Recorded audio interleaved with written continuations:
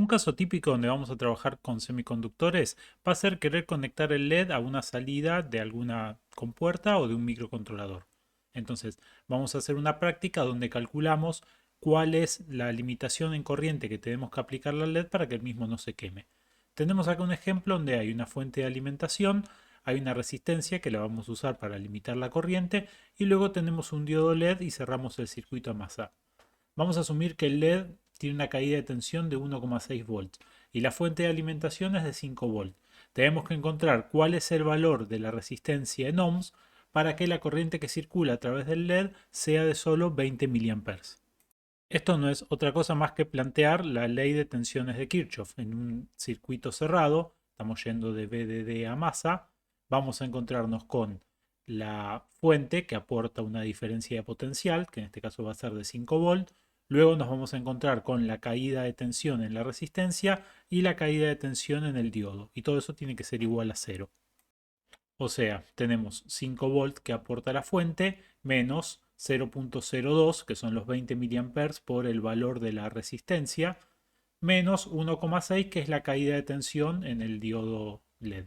Y eso tiene que ser igual a cero. Así que despejando obtenemos que la resistencia que tenemos que incorporar en ese circuito es de 170 ohms para que la corriente quede limitada a 20 miliamperes.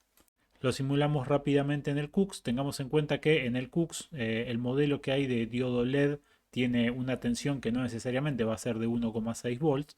¿Sí? Estamos simulando diodos LEDs de distintas caídas de tensión. Así que directamente incorporamos un diodo de los comunes, le hacemos doble clic y le ajustamos la tensión BJ de juntura a 1,6 volts y cambiamos el parámetro N a 2 para que tome ese nuevo valor de juntura. Y con eso, haciendo la simulación, vemos que efectivamente están cayendo 20 miliamperes cuando la fuente de alimentación es de 5 volts y la resistencia es de 170 ohms. Una herramienta que vamos a utilizar para simular en la unidad que viene de lógica combinacional es el Logisim Evolution. Ojo que no es el Logisim tradicional, sino un spin-off, o sea, un branch que hay del Logisim tradicional que tiene unas opciones modernas que nos van a ser mucho más útiles.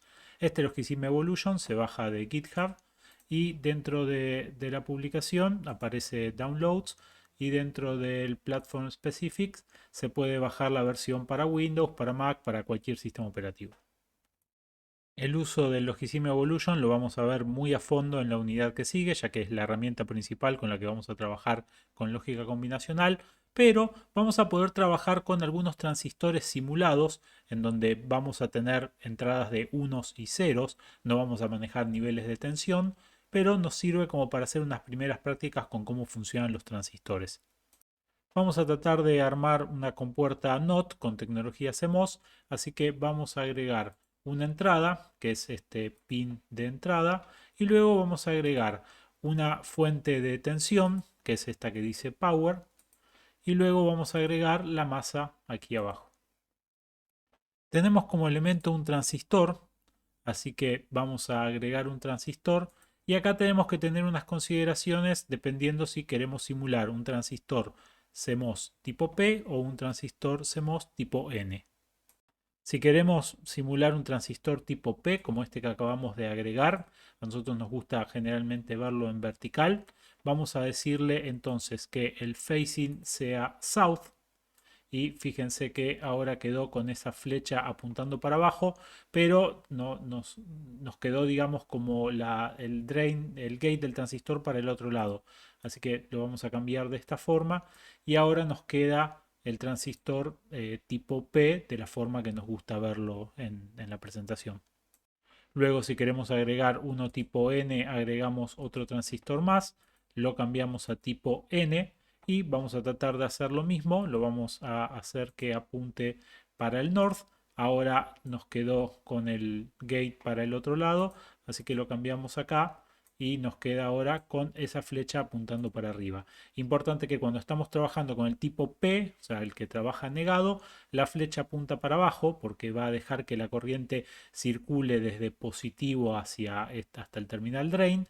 Y cuando estamos trabajando con uno tipo N, lo que vamos a hacer es que la flecha apunte para arriba, complementario. Unimos las, las patas y conectamos a positivo, conectamos a tierra y ahora lo que hacemos es unimos a la entrada y unimos nuevamente a la entrada. Si queremos representar la salida, por ejemplo, con un LED, vamos a Input Output, elegimos un LED, lo ponemos acá y lo conectamos. Y ahora vemos que cuando la entrada está en 0, el transistor que está conduciendo es el transistor tipo P, que está conectado a la fuente de alimentación. Así que esto simula un 1 lógico, que es ese cable en verde más clarito, y nos está encendiendo el LED. Y fíjense que al tener un 0 en el gate del transistor tipo P, esto está en azul, quiere decir que acá no hay conexión, esto está en el aire y no hay una conexión a masa. Si queremos cambiar el valor de la entrada, seleccionamos la manito que nos va a dejar interactuar con los elementos y podemos hacer un clic en la entrada para pasarlo a 1 y cuando la entrada la pasamos a 1, fíjense que ahora la alta impedancia, o sea la desconexión en azul, ocurre en el transistor tipo P, ya no estamos más conectados a ese 1 lógico y lo que tenemos es un camino directo a masa por el transistor de abajo. Así que lo que acabamos de hacer es un negador CMOS hecho con transistores simulados. Acá no hay corrientes, no hay tensiones, sino que hay unos y ceros lógicos. Cuando está en verde clarito es un 1, cuando está en verde oscuro es un 0 y el azul indica que hay una desconexión o hay una alta impedancia. Por último vamos a plantear un ejercicio de potencia disipada media de salida y planteamos que una compuerta es alimentada con 5 volts y la corriente de salida es 20 mA cuando está en bajo, o sea cuando está en 0, y 10 mA cuando está en alto, o sea cuando está en 1 la salida. Si la misma genera a la salida una señal periódica con un ciclo de actividad del 30%, hay que calcular cuál es la potencia disipada media. Ahora pensemos, si no está con una salida periódica, sino que tiene una salida que el 100% del tiempo está en alto. Bueno, entonces la potencia disipada media, como ya sabemos, potencia es tensión por corriente. Si está todo el tiempo en alto y la corriente en alto es 10 mA, entonces es la tensión, los 5 volts por 10 mA. Esto nos da 50 miliwatts. Así que si el 100% del tiempo estuviese en alto, estaría disipando 50 miliwatts a la salida de potencia. Ahora pensemos el otro caso. Si el 0% del tiempo estuviese en alto, lo que es lo mismo decir el 100% del tiempo está en bajo, pero recuerden que el ciclo de actividad se calcula con el tiempo que la señal está en alto, así que vamos a decir el 0% del tiempo está en alto, entonces la potencia disipada media va a ser la tensión por la corriente y la corriente va a ser todo el tiempo en bajo. La corriente en bajo era de 20 mA, así que tenemos 5 por 20 mA, 5 volt por 20 mA son 100 miliwatts. Esto pasaría si estuviese el 0% del tiempo en alto. Ahora, no estamos ni el 100% del tiempo en alto ni el 0% del tiempo en alto. Así que el valor de potencia disipada media es un promedio entre estos dos valores. No puede valer otra cosa, o sea, no puede valer más del 100% ni puede valer menos del 0% del tiempo en alto. Así que el valor que vamos a encontrar seguro va a estar entre medio, entre 100 miliwatts y 50 miliwatts. Así que a priori ya sabemos que para un 30% tiene que estar entre esos dos valores. Si el 30% del tiempo está a 50 miliwatts y el 70% del tiempo está a 100 miliwatts, entonces la potencia disipada media va a ser 0,3, que es ese 30% por 50 miliwatts, más 0,7 por 100 miliwatts. Eso nos da 85 miliwatts. Eso es un promedio ponderado. Si usamos la fórmula que vimos en la teoría, la fórmula de la teoría decía que la potencia disipada media es la tensión por la corriente en alto por el tiempo en alto más la corriente en bajo por el tiempo en bajo sobre el tiempo en alto más el tiempo en bajo. Así que no es otra cosa más que los 5 volts por 10 miliwatts, que es la corriente en alto, por 3, ya que el 30% nosotros estamos planteando que el ciclo de trabajo es del 30%, así que vamos a asumir cualquier valor, ya que estamos hablando de porcentajes, por ejemplo, 10 segundos, el valor que ustedes quieran, da lo mismo. 10 segundos, si de 10 segundos el 30% estamos en alto, entonces es 10 miliwatts por 3, ya que estamos trabajando en segundos, más 20 miliwatts por 7, ya que estamos trabajando en segundos, sobre 10, que son los segundos en los que estamos trabajando. Así que 3 más 7 tiene que dar 10, estamos dividiendo por 10, nos vuelva a dar 85 miliwatts, es lo mismo que haber multiplicado directamente por los porcentajes la potencia disipada media en baja y en alto, por el porcentaje que corresponda. Así que de cualquiera de las formas que utilicemos para calcular, siempre tenemos que llegar al mismo número. Siempre conviene calcular primero al 100% y después al 0% para estar seguro que la potencia disipada media que calculamos, si la señal que genera a la salida es periódica, tiene que estar entre esos dos valores. Ya si nos da fuera de esos dos valores está mal.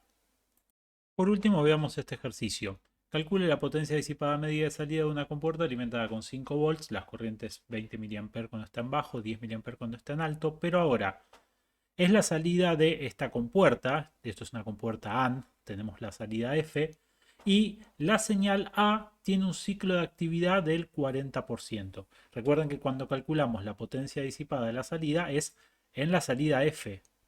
Lo que tenemos acá es una señal A que tiene un ciclo de actividad del 40%.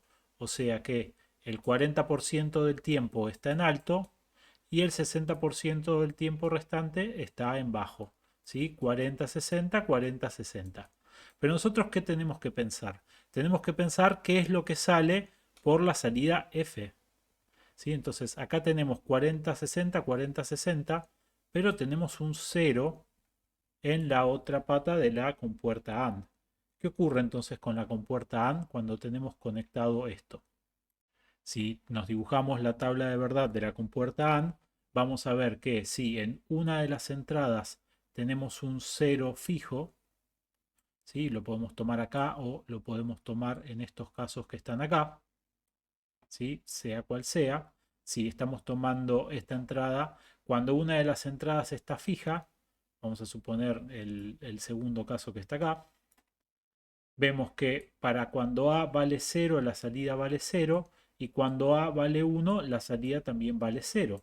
Eso quiere decir que siempre que tengamos un 0 en una de las entradas, la salida F va a valer 0. Por ende, que la señal A esté cambiando no nos importa porque en la salida siempre vamos a tener 0. Así que la potencia disipada media de salida va a tener que ser únicamente la potencia de cuando la salida está en bajo. Es como si el 0% del tiempo estuviese en alto.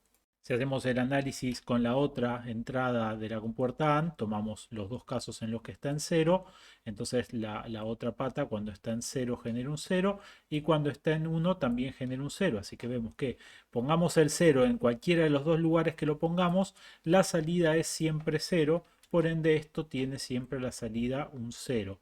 Así que la potencia disipada que vamos a calcular son los 5 volts y la corriente de 20 mA cuando está en bajo. Que hayamos tenido este dato de que el ciclo de actividad es del 40% tiene que ver con esta entrada A que está acá, no tiene que ver con la salida F. Así que siempre tenemos que considerar cuál es la salida y en base a eso calcular la potencia disipada media. Además está decir que si esto no hubiese sido una compuerta AND, sino que hubiese sido un negador, y en este negador tenemos la salida F y tenemos una entrada A, y esta entrada es del 40% de ciclo de actividad, obviamente a la salida del otro lado vamos a tener una señal cuyo ciclo de actividad es del 60%. Así que los cálculos que vamos a hacer son con un 60% de ciclo de actividad si tenemos una compuerta negadora de por medio. Siempre tenemos que estudiar cuál es el valor de la salida.